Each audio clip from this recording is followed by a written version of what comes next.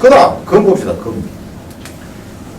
이제, 목에서 시작해서, 화에서 펼치고, 목적 달성을 다 했단 말이죠. 그래서 이제는 음의 단계로 들어가야 됩니다. 그 가운데 토가 중재를 해서, 강렬하게 뻗어나가는 양의 기운을 억제해가지고, 음의 기운으로 이제 끊었습니다. 방향 전환을 시켜버렸죠. 그래서 음의 작 운동이 시작이 되는데, 그 첫 단계가 금의 단계더라, 이거죠. 금의 단계.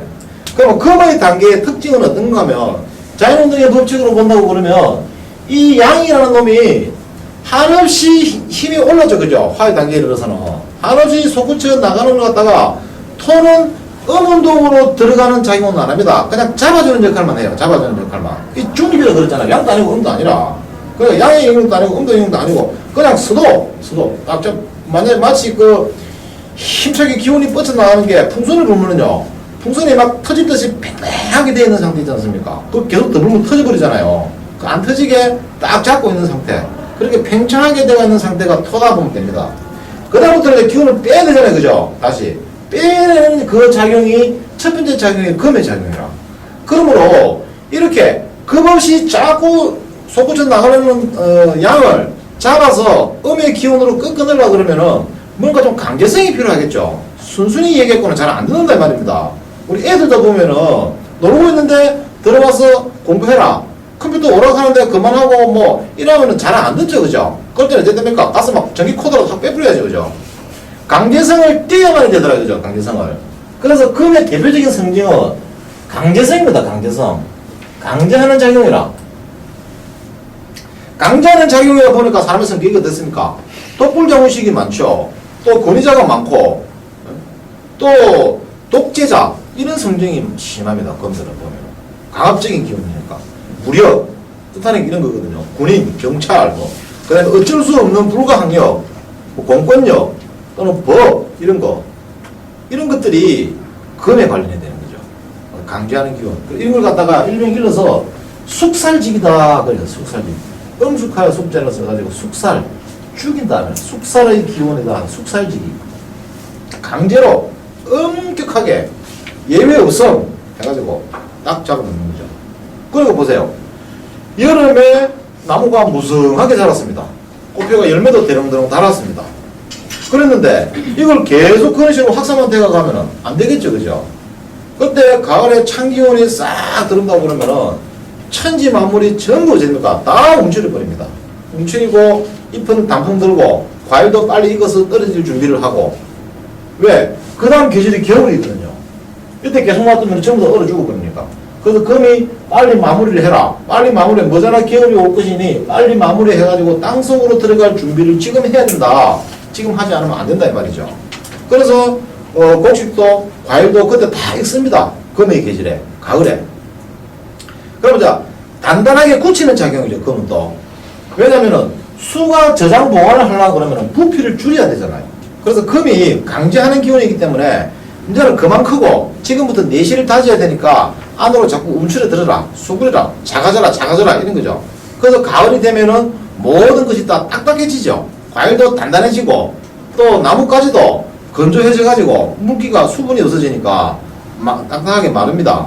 또 나뭇잎 단풍도 떨어져 버리고 그렇게 해서 앙상한 가지만 남고 최소한 겨울을 넘기기에 가장 에너지 소비가 적은 쪽으로 딱 몸을 만들어버리죠. 그죠? 사람도 그렇습니다. 사람도 옛날 농경시대에는 가을 되면 무조건 수확을 했습니다. 추수를 해가지고 그걸 창고에 저장을 해놔야 겨울에 잘 먹고 견딜 수가 있겠죠.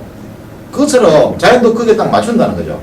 겨울을 대비해야 되는 시기이기 때문에 한치 예외를 둬서는 안 되는 데가 이기죠. 만약에 나 그냥 자기 노는 대로 가만 놔두면 어찌 됩니까? 얼어 죽어버리죠. 그죠? 그래서 가을은 예외 없이 모든 것을 다 거두어가지고 저장하기 위한 준비를 시키는 곳이다. 그래서 저거는 강제하는 기운이고 숙살직이다. 말 안 듣는 죽인다 이거예요. 죽인다. 그래서 성경이 좀 독불적인 데가 많겠다. 그 다음에 금은 이게 이제 세 부처를 보는 거죠. 바위나 돌, 큰 바위, 무쇠 뭐 이런 것들 갖다가 금이라고 보는데 이런 무쇠나 바위들은 어떻습니까?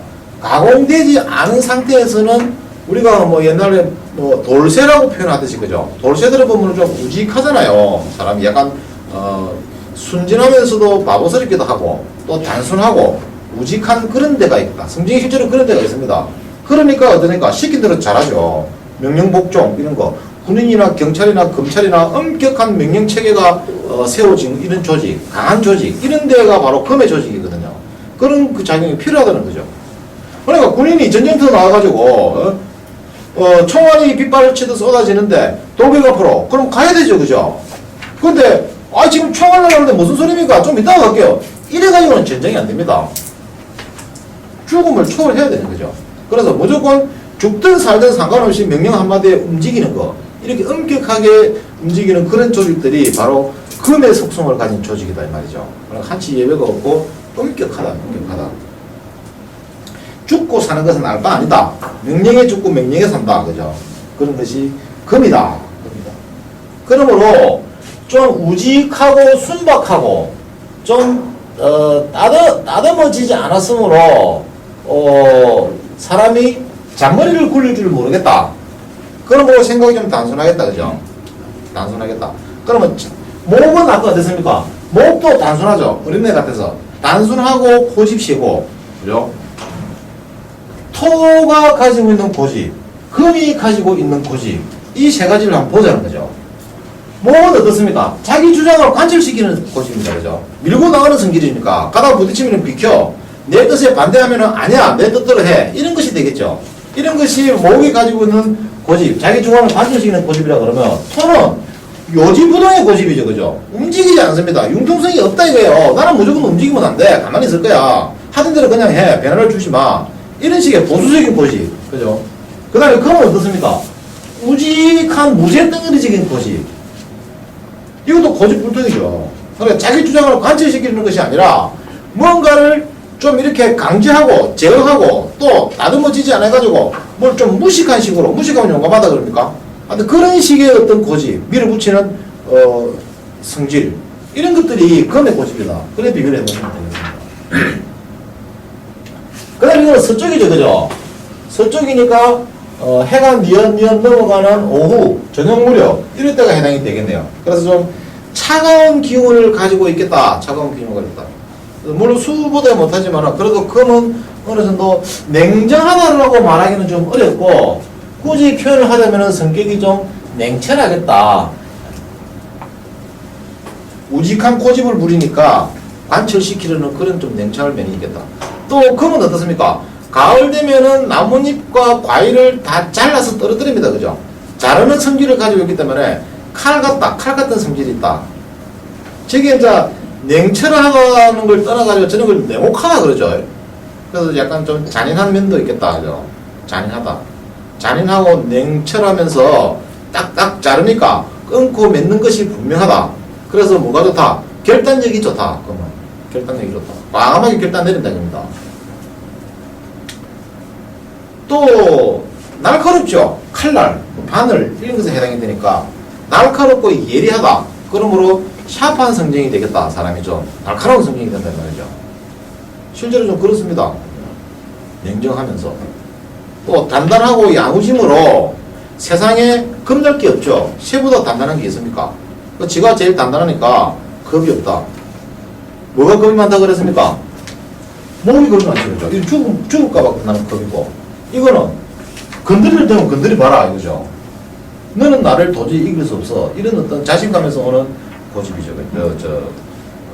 용맹, 용감무쌍 그런 것도 표현할 수 있습니다. 그 다음에 이쪽 동네 사람들은 벌리는 거 잘한다 그랬죠. 마무리를 못한다. 이거는 이제 반대라. 이쪽 동네는 벌리는 걸 잘 못합니다. 마무리를 잘합니다. 그래서 2인자가 많다.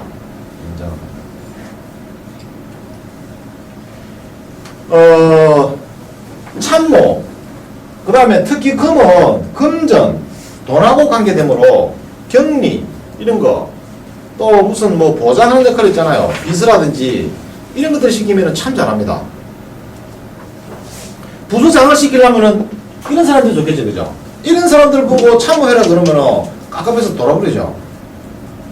체질이 안 맞습니다. 지멋대로 하고 싶어서. 그래서 이쪽에는 뒤치다거리 하고 마무리하는 거. 술 먹고 나면은 전부 택시대가 다분하고 택시번호 딱 적어놓고 지가 맨 마지막에 가는 사람. 이런 사람들. 그리고 금은 또 무엇보다도 뭡니까? 의. 그죠? 의리의 상징이다. 의리의 상징. 의리가 좋더라. 새벽 2시에도 술 한잔 하자고 전화해가 불러내면은 나올 가능성이 제일 많은 사람들. 금도죠. 그래서. 어울리는 것 좋아하고. 그렇게 하죠. 근데 금이 단점이 뭔가 하면요. 밖에서 이 사람들 만나가지고 어울리는 걸 참 좋아하는데 좀 가정에는 등하시 해봅니다. 비가정적이라. 대개 보면 집에 가면 부인들이 불만이 가장 많습니다. 좀 독불장군적이죠. 그죠? 독재적인 기질이 있는 데다가 가정사는 좀 등하시 해보고 이거는 뭐 엄격한 조직, 명령체계, 단체 이런 것만 되게 좋아하거든요. 그러니까 거기에 어떤 소속감 이런 것까지 같이 곁들여지니까 외부에서 사람 만나고 할까 남들한테 참 잘합니다. 의리도 잘 지키고 술값 없다고 술값도 잘 내주고 그리 하는데 가정에는 좀 등하시는 거 아니에요. 그래서 좀 가정적인 면에서는 남편감으로 조금 부적절하다.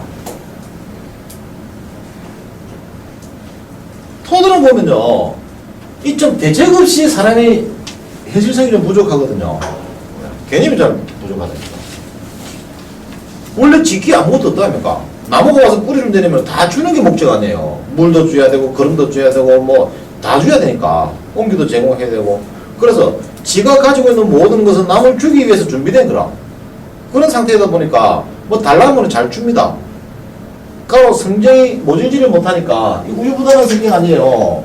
결단력 있겠습니까, 이 동네가? 결단력 없죠. 결단력은 여기지, 여기. 차라리 뭐, 목이든지, 딱 부러지게만. 추진자 밀어붙여 이런 거 목이 잘하거든. 그러니까 어떻습니까? 돈 빌려주고 잘 뛰고 어? 사람 좋다는 소리는 많이 듣는데 정말 실속이 잘 없습니다. 나무 시금캐 하나 뭐자입니까? 열매는 사람이 다 깎아버리죠. 다음에 해는 또 지가 또 키워. 키우는 것밖에 안 하잖아요. 자기 돈이 받는 게 뭐가 있습니까? 아무것도 없잖아요. 그래서 제일 좀 실속이 없고 인심 좋고 술 사러 밥 사러면 제일 잘 삽니다. 그래도 그 다음 여기 잘한다. 목들도 좀 잘하죠. 화 특히 벌시는 거 좋아하는 거 펼치는 거 이런 거 좋아하죠. 마무리는 잘한다. 자 그럼 한번 보세요. 꽃이 지고 열매가 달려서 단단하게 무르익은 상태를 거미를 한다. 단단하니까 금이다, 그죠? 단단하니까 마치 세부치의 성질을 닮았다고 해서 물상적으로 금을 갖다가 세부치에다가 적용을 시키는 겁니다. 이것은 바로 씨앗을 말하며 작은 공간 속에 많은 정보와 가치를 담고 있다.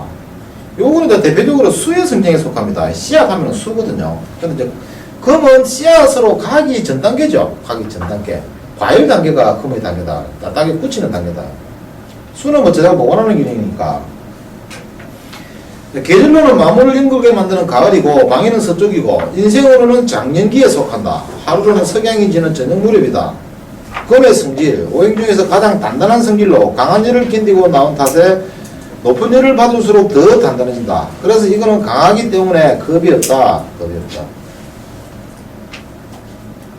금의 힘이란 금의 작용을 말하는 거죠. 한없이 흩어진 화의 발산을 잘 추스리고 감싸서 결실의 가을을 맞이하는 데 있으므로 봄이 살리는 기운이며 가을은 죽이는 기운이므로 그게 해놨죠. 숙살직이라고도 한다. 그러나 나뭇잎은 죽이지만 알맹이 씨앗은 살려 내년 봄을 기약하며 그 목적이 있다. 자, 금의 의무에 있어가지고 금은 맑고 깨끗한 물을 생성해서 생명체의 성장을 돕고 또 풀의 힘을 빌어서 제 스스로 필요한 도구가 되고 그래서 뭐 목재도 다듬고 이런 역할을 하는 것이 금의 역할이 되겠죠.